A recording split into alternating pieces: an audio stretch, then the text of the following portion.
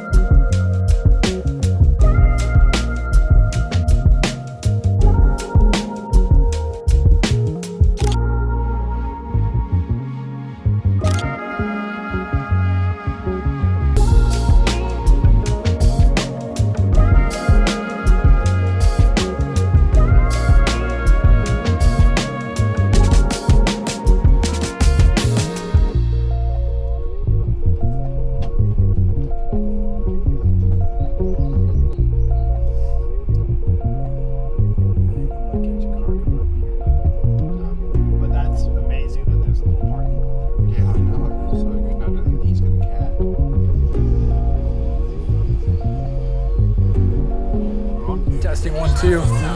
Our journey here in Montenegro continues. We are currently on a ferry crossing the Bay of Kotor, going from the Herzegovina side. I'm probably pronouncing that wrong, I apologize, but going from the sort of northwest side across back towards where we were this morning. So it's kind of like a bit of a big circle, and this ferry connects the opening to Kotor Bay. So this is a very, very strategically placed ferry, and extremely good for tourists and people like us that want to cut the distance by cutting across, literally. So we're gonna try and find another very hidden location that we have to walk to again, similar to the church this morning, and hopefully find somebody who has a key to get access when we kind of bring a group here in October.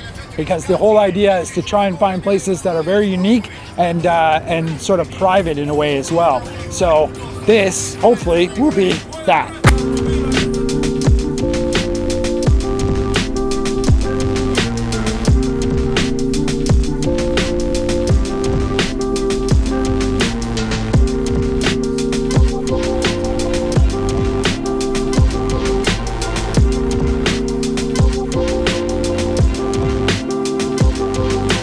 And our walk continues here as we make our way up the mountainside near the Kotor Bay, and we are definitely getting into a higher elevation here, probably a couple hundred meters above the sea level.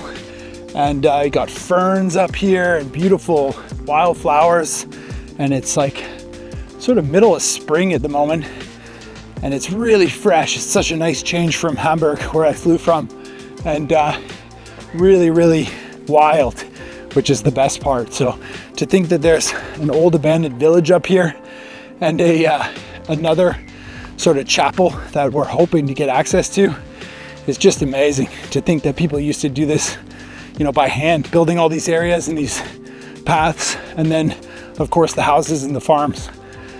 Amazing history in this area, and that's what we're looking to find, including that 17th century chapel this morning. Incredible. And we have made it to the second location in this video at the top of the trail. It took us about 35 minutes to get up, and we've come across like an old abandoned kind of monastery / church. This one's definitely a bit bigger than the one that we visited this morning, and the caretaker is here, so the door is actually open, which is very cool. We can go inside and try and get a couple photos of this amazing historic relic. But apparently most of the time the door is closed, and the caretaker we have yet to find, because it would be nice to sort of ask him if we can get a contact information to be able to come back here and sort of guarantee that the door is going to be open. That's the idea. So even though it shoots really well from the exterior, it would be pretty nice to be able to actually go in, like I'm going to show you guys in this video, because most of the time it's closed. So this is a pretty beautiful part of the Kotor Bay area, and definitely off the beaten track for sure. So we are the only ones here, and apparently there's a caretaker here, but I haven't found him yet.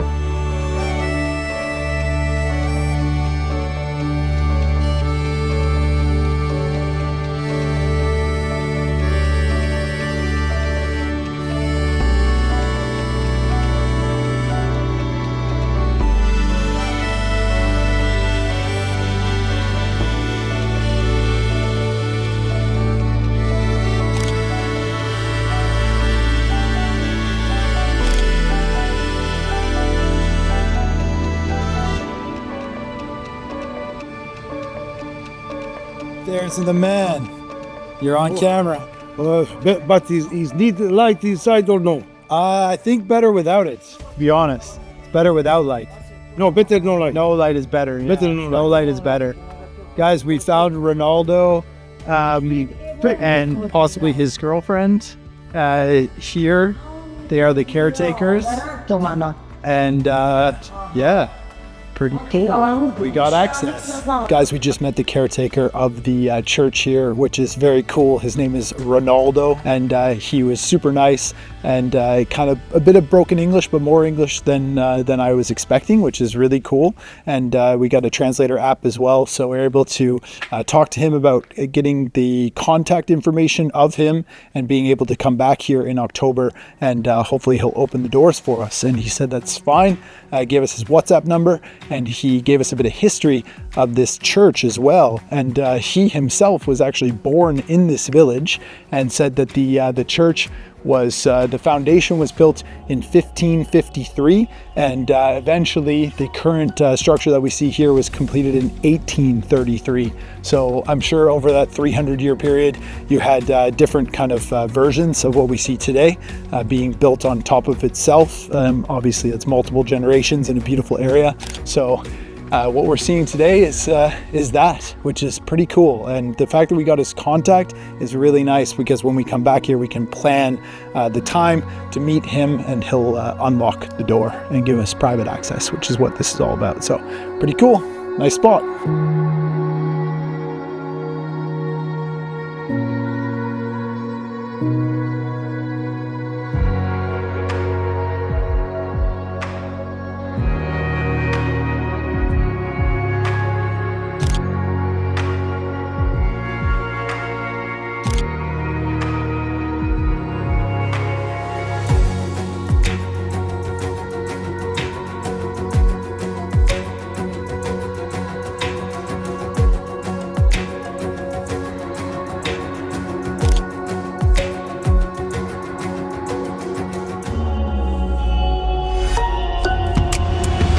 So it's time to move from our main church and head down towards another smaller abandoned chapel, like another really old ruin, but this is absolutely more of a ruin than the church that we were just at.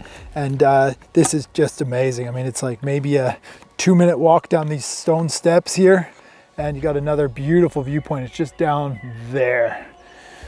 I'm heading that way, hoping that there's going to be a bit of color in the clouds here to give us one final shot before calling it a day. But man, what an awesome first day exploring Montenegro as part of this scouting mission. And hell yeah, these are some hidden spots. We're the only ones here, by the way, and have been for hours. And it's super calm. It's just been a perfect day, but this is what it's about. I mean, I know Kotor and I know Tivat, and especially Dubrovnik. Like, this area can be really, really touristy, Budva. But if you can just find these little hidden gems, you know, it makes it that much better. So yeah, it makes it kind of an adventure too. And that's what this is all about.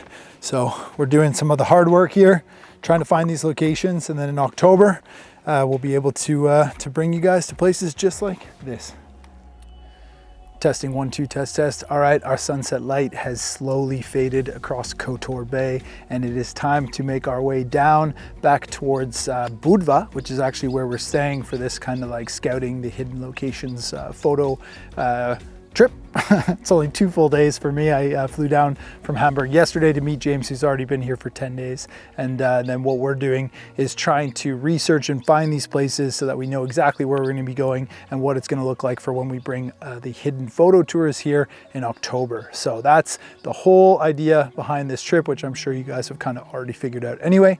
And for that tour, by the time this comes out, I think it might be sold out, but there are, as I'm speaking right now, 3 spots still available for the Hidden Photo Tours trip here in October, and it's gonna be sick. And I don't wanna try and sell it, I'm just letting you know. So it's, let's see. But this is the whole idea of why we do this, to try and create unique, memorable photo adventure experiences to hidden and new locations. So this is a good one, man. This is a really good one. And Montenegro is not gonna be the only place where we are either. That trip's gonna go all through Croatia as well, but you can see that info if you're interested. But for this, this area of Kotor is absolutely stunning. You can definitely come down here for quite a while. Just be wary in the summer months that it's gonna be really, really hot, and there are gonna be a ton of tourists. There's cruise ships that come into here and they dock at Kotor, and you know, like 3,000 people get out into a tiny little medieval village from Europe. It's like fucking crazy. So try and avoid that. But other than that, there are all these little tiny villages spread along the fjord, and on the Tivat side and on the Herceg-Novi side, they're beautiful. So you're in for a treat if you come down here to photograph, and yeah, have fun. I will see you in the next video, where I'm heading back I'm heading back to Hamburg to reunite my family for a few weeks, and then heading to Cuba. So I think by the time this comes out, I'll be rolling on to Cuba, and that's going to be epic. Cuba's gonna be crazy. I've been there once a little while back. Actually, I've been twice. I went with my parents when I was still in high school. But anyway, this is gonna be awesome. So I'll see you in the next video, which will be from Cuba.